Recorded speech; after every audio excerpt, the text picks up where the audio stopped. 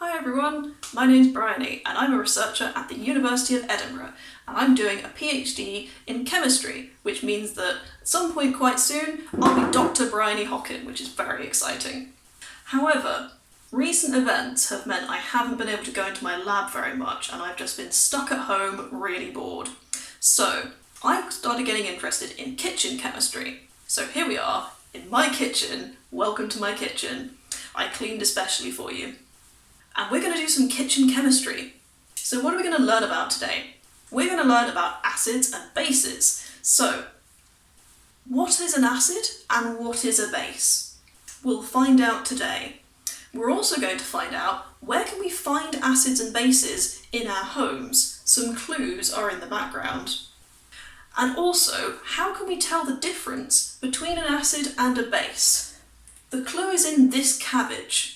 And you may be asking, Bryony, why are you holding a cabbage? And it's not just because I'm hungry and I want to have this for lunch in a salad, because it would be delicious. No, instead, what I'm going to do is I'm going to use this cabbage to make what's called an indicator solution. Now, an indicator solution is something that you can use to tell whether something is an acid or a base. So we're going to make this solution and we're going to drop it into different acids and bases in our home and see what happens and see what colour changes happen, because the colour change will tell us whether something is an acid or a base.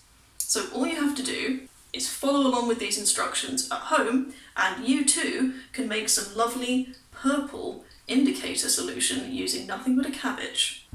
Here's what you'll need. First, you need a kettle.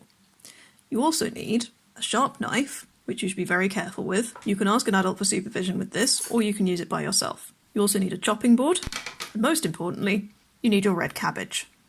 You'll also need some other items from around the kitchen. You'll need a measuring jug, glass or plastic is fine. You can use a jam jar or any other small container in your kitchen, but I like to recycle. You'll also need a number of small containers that you can use for testing lots of different acids and bases. I found these little glass dishes. You can use yogurt pots, anything you like. You'll also need a few little teaspoons for stirring and mixing. The final thing you'll need is a sieve, which is for sieving out the little bits of cabbage. And that's all. Here are the household items that I'm going to test to see if they're an acid or a base. I chose pop, other brands of pop are available, bicarbonate of soda, also known as baking soda, some laundry detergent with quite strong bleach in it, so be careful about touching this, make sure you wash your hands afterwards, sea salt, lemon juice, vinegar, and washing up liquid. The next thing I'm going to do is label all of the containers that I'm going to keep all of these different acids and bases in. So I used some little sticky notes, and I just wrote down what each of the substances was, and I stuck it to the container I was going to put it into. This makes sure that I don't get any of them mixed up and accidentally put the wrong substance into the wrong pot. Now, on to the fun science. First, you need to chop your cabbage. You can ask an adult to help for this, because it's actually quite difficult to chop it into pieces. So first, cut your cabbage in half with your big sharp knife. Then cut the cabbage into quarters. You only need 1/4, so the rest can go back in the fridge, and you can use it for a salad or something. Once you have 1/4 of your cabbage chopped, then cut that quarter into very small pieces by cutting long lines along one side, then turning it round and cutting shorter lines along the other side so you have little squares of cabbage. Then place all of your chopped cabbage carefully into your measuring jug. Once your measuring jug is full of cabbage, you can go ahead and pop your kettle on. This will take a few minutes.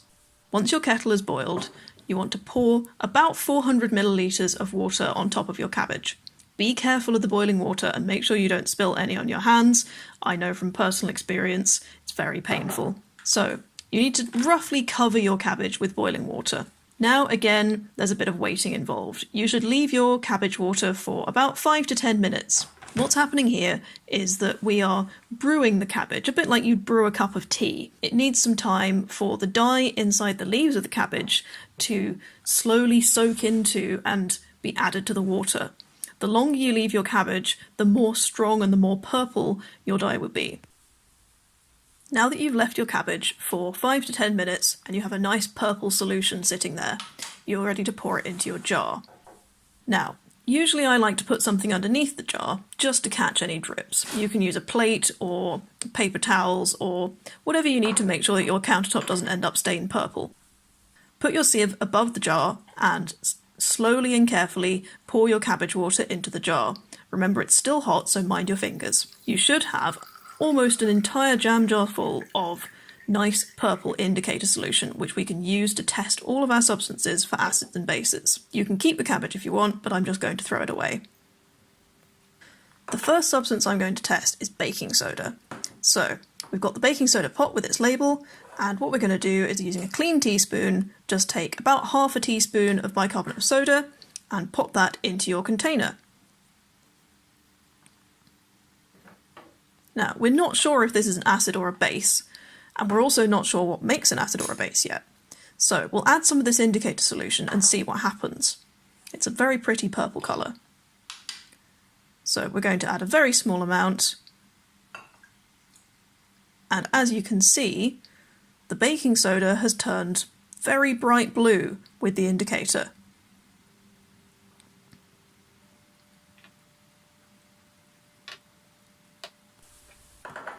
The next kitchen item that I'm going to test is lemon juice.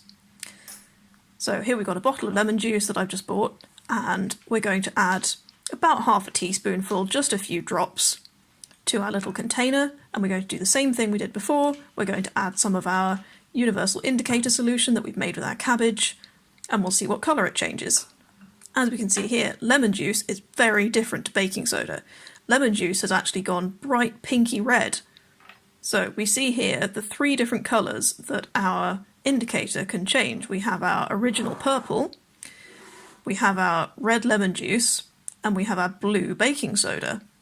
I'm now going to test lots of other household items. You don't have to test the same items as I have, you might not have all of them. Just choose some items from around your kitchen that you think might be an acid or might be a base, and try each of those. The next item I tested was vinegar, so I added a small amount of vinegar and some of our indicator, and as we can see, it's gone very bright pinky red. So I'm going to put this over here with the lemon juice, which is also bright pinky red. So they must have something in common. They must both be the same type of either acid or base. The next item I'm going to test is washing up liquid. Now, washing up liquid is going to be a little bit hard to dissolve, so I'll pop a little bit in the pot and then pour in some of my indicator solution and then give it a little stir with a clean teaspoon.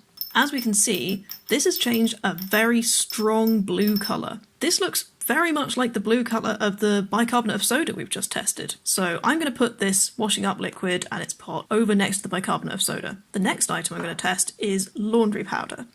Now, this has bleach in it, so you may want to get an adult to help you with this. I'm going to use the little inbuilt spoon and add about half a teaspoon of our washing powder into the container, and again add some of our indicator solution.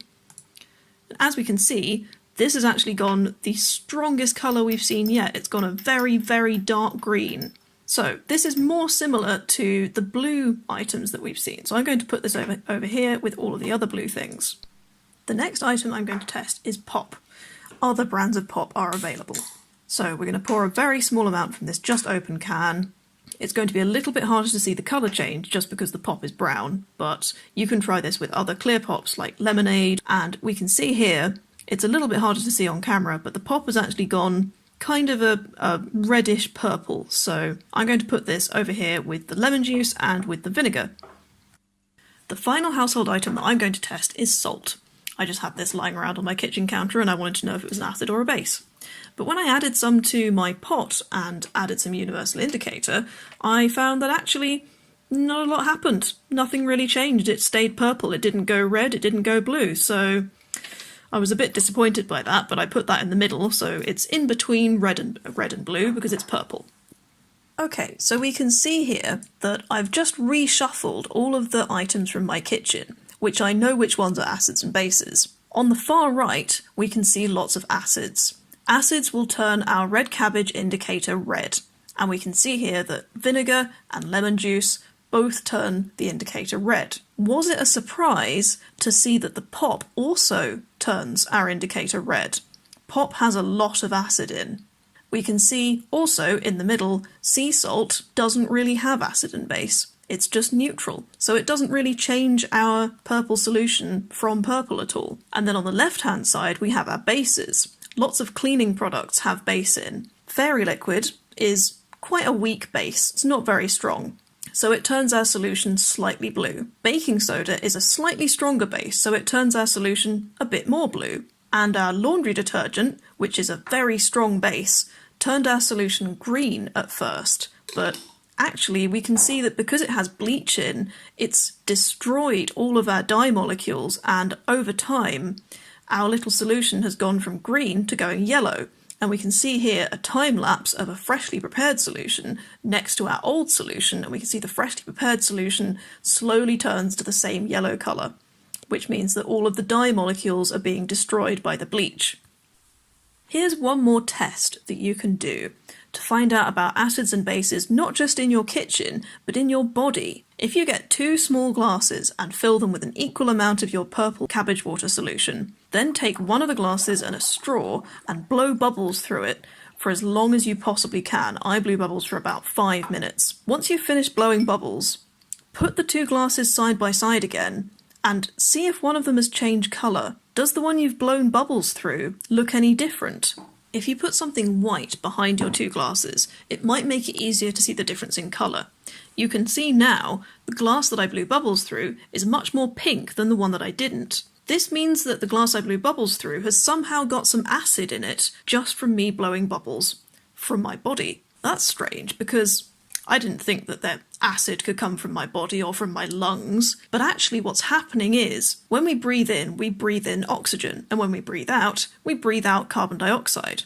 So you're bubbling carbon dioxide through your cabbage water. Now carbon dioxide, when it's dissolved in water, forms a type of acid called carbonic acid. This is a very weak acid, which means you won't see a big colour change. You'll just see a tiny, tiny bit of acid colour change. But it's still enough that this red cabbage water that's pink is now an acid. Okay, so that was a lot of instructions and a lot of exciting kitchen science. I love a bit of kitchen science. So what have we learned today? Well, we've learned that acids will turn our solution pink, and that bases, like this washing up liquid, will turn our solution kind of blue. Some solutions, some substances like salt, sugar, water, they don't actually do anything to our indicator solution. That doesn't mean that there's no acid or base, it just means that they're somewhere in between. They have an equal balance of acid and base, or they're not an acid or a base at all. Another interesting thing we found out today is that pop, although very delicious, is a very strong acid, almost as strong as drinking a whole can of lemon juice, which I don't really want to do because it sounds disgusting. So we maybe need to think about, when you're drinking a can of pop, you're not just drinking a big can of sugar, you're also drinking a big can of acid. Ew. I'm going to go and brush my teeth after this. So, I hope you guys have enjoyed this kitchen chemistry, and this has been me, Bryony, and thank you very much for watching this video. Bye!